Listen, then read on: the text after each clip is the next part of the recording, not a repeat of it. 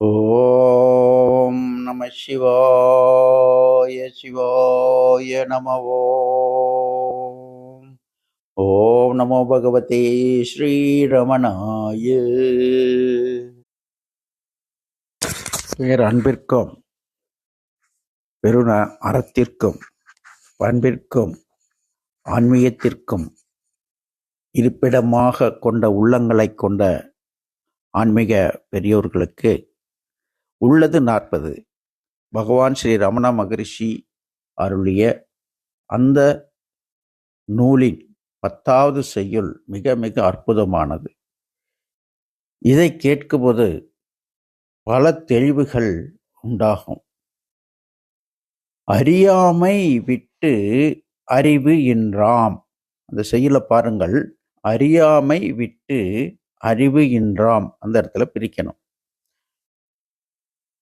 அறிவு, அறியாமை, இந்த 2 வார்த்தைகள் இங்கு பயன்படுகின்றன. அறியாமை என்பது இப்போ 9 செயல்களிலும் எதை நாம் அறியாமை என்று கற்றுக்கொண்டோம்? தன்னைத்தான் அறியாமை. அதுதான் அறியாமை. அதாவது அதுதான் அஞ்ஞானம். ஆத்மா நான் என்பதை அறியாமை. அப்போ அது அஞ்ஞானம் என்று பொருள். ஞானம் இல்லாத ஒரு சூழ்நிலை. அறிவு என்பது என்ன? உலகத்தை பற்றிய அறிவு. நம்ம சுற்றிலும் உள்ள உலகம், அதை பற்றிய அறிவு. இந்த உலகம்ங்கிறது என்ன என்று பார்த்தோம்.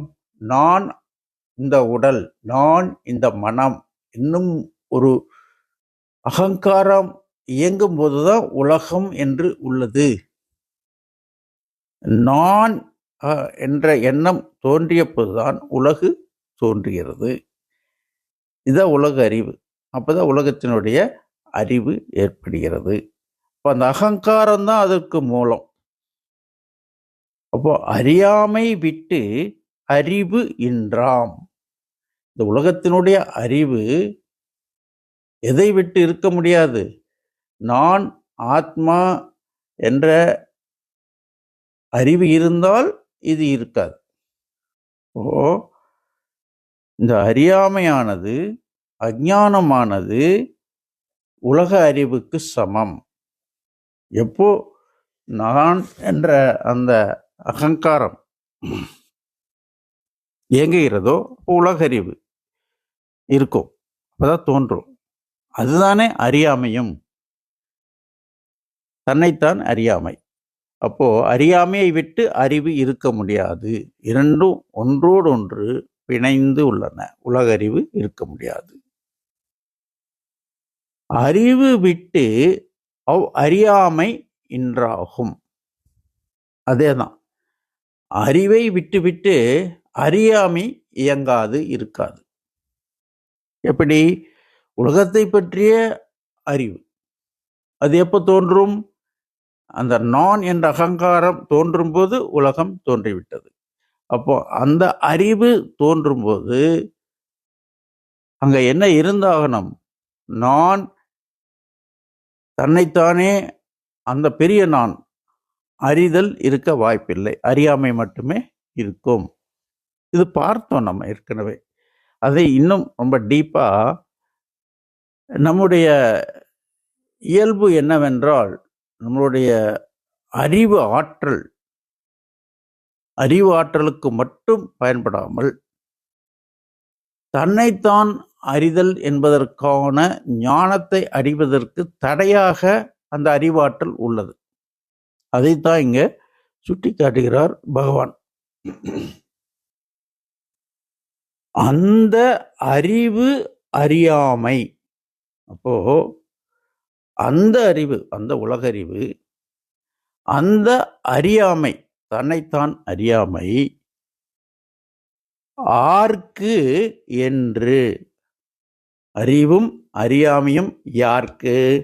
யாருக்கு இதெல்லாம் என்று அம்முதலாம் தன்னை. இது யாருக்கு என்று அந்த பிரைமரி, முதலாம் அந்த மூலத்தை தன்னை அறியும் அறிவே அறிவு. இந்த அறிவு யாருக்கு பார்க்கணும், அறியாமை யாருக்கு பார்க்க வேண்டும். இந்த ரெண்டும் ஒரே சோர்ஸ், ரெண்டும் ஒரே இடத்திலிருந்து தான் உதித்திருக்கிறது. அதை அறியும் அறிவே உண்மையான அறிவு. இந்த இடத்துல அறிவுங்கிறது என்ன? ஞானம். அந்த இடத்துல அறிவு என்பது உலகு அறிவு. அப்போ இந்த சோர்ஸ், இந்த மூலத்தில் இருந்துதான் அறிவும் தோன்றுகிறது, அறியாமையும் தோன்றுகிறது. அப்போ அறியாமையை கீழ்த்தரமாகவும் அறிவை மிக உயர்ந்ததாகவும் ஞானத்தை பொறுத்தளவில் கருத முடியாது. என இரண்டுமே ஒரே இடத்திலிருந்து தோன்றுகின்றன. இதுல ஒரு நல்ல விஷயம் என்னவென்றால், எங்கிருந்து தோன்றுகிறது அறிவு தோன்றும் இடம் எது, தன்னைத்தான் அறியாத அந்த அஞ்ஞானம் தோன்றும் இடம் எது என்றால் இரண்டும் ஒன்றே. இரண்டும் ஒன்றிலிருந்து தான் வருகிறது. அதை பார்க்க வேண்டும், உள்நோக்கி பார்க்க வேண்டும், அந்த மூலத்தை பார்க்க வேண்டும். முதலாம் பிரைமரி சோர்ஸ், அதை பார்க்க வேண்டும். அதை அறியும் அறிவே அறிவு. உலகத்தை பூரா அறிந்து விட்டாச்சு, எல்லாம் தெரியும், எல்லாவற்றையும் சாதிக்க முடியும் என்ற ஒரு அறிவு உலகறிவு. அதைவிட சிறந்தது இது. இந்த அறிவு தோன்றக்கூடிய இடம் நமக்குள்ளே ஒரு இடம் இருக்கிறது. அது என்று பார், அதான் பகவான் சொல்றார். அதை உள்நோக்கி பார், அதுவே உண்மையான அறிவு. அப்போ அறிவு, அந்த அறியாமையும் அங்குதான் தோன்றுகிறது, அறிவும் அங்குதான் தோன்றுகிறது. இரண்டும் சமம், அறிவும் அறியாமையும் சமம், ஒன்றுக்கொன்று சரிசமம். இது புரிந்து கொண்டால் நமக்கு ஒரு ரிலாக்ஸேஷன் கிடைக்கும், ஆத்மாவில் ஒரு சாந்தி ஏற்படும். இப்போ உள்ள சோர்ஸ்ல போய் பார்த்தா ரெண்டும் எப்படி ஈக்குவலா இருக்க முடியும்? சோர்ஸுக்கு, அந்த மூலத்திற்கு அறிவு வேறு அறியாமை வேறு என்றெல்லாம் பாகுபாடு கிடையாது, இருக்கவே முடியாது. அது நிர்வாச்சியம், அது விளக்க முடியாதது, வார்த்தையால விளக்க முடியாது. ஒரு ஜோதியை என்னவென்று விளக்குவீர்கள்? ஒரு வெளிச்சத்தை என்னவென்று விளக்குவீர்கள்? நல்லதா கெட்டதா, அறிவா அறியாமையா, என்னவென்று விளக்குவது? ஒரு பிரகாசம், அவ்வளவுதான். ஒரு இருப்பு, ஒரு எக்ஸிஸ்டன்ஸ். அது நல்லது கெட்டது, அறிவு அறியாமை, இன்பம் துன்பம் என்று விளக்குவதற்கு அங்கே ஒன்றும் இல்லை.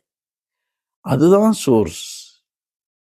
அந்த சோர்ஸிலிருந்து ரொம்ப தூரத்தில் இருப்பது அறிவும் அறியாமை. அதை உடனடியாக இந்த கணத்திலே இப்பவே சென்று அடைய வேண்டும் என்றால் இதெல்லாம் யாருக்கு என்று உள்நோக்கி பாருங்கள். இது எங்கே தோன்றுகிறது என்ற அந்த மூலத்தை கூர்ந்து பாருங்கள். மிக அற்புதமான ஸ்லோகம். இதனுடைய ஸ்லோகமானது 10ஆம் செய்யுளில் உள்ளது. நமக்கு அறிவின் மேலே ரொம்ப பற்றுதலும், அறியாமை என்பது நமக்கு இல்லவே இல்லை என்றும் எண்ணம் வருகிறது அல்லவா? அதை இந்த செய்யுள் தகர்க்கிறது. எவ்வளோ அறிவு இருக்கிறதோ அவ்வளோ அறியாமை இருக்கிறதுக்கு வாய்ப்பு இருக்கு. அப்போ அந்த அறிவு அறியாமை அற்ற அறிவை பெற்ற பிற்பாடு இந்த இரண்டும் சரியே. அறிவும் நல்லது, இப்போ அறியாமையிலிருந்து விடுபட்டாச்சு, தன்னைத்தானும் அறியக்கூடிய அறிவை பெற்று விட்டாச்சு என்றால் அதுவே ஞானம், அதுவே சிறப்பு, அதுவே ஆனந்தம். எல்லோரும் இன்புற்று இருக்க வேண்டுமே இல்லாமல் வேறொன்றும் அறியேன் பராபரமே. ஓம் நம சிவாய். ஓம் நம சிவாய். ஓம் நமோ பகவதே ஸ்ரீரமணாய.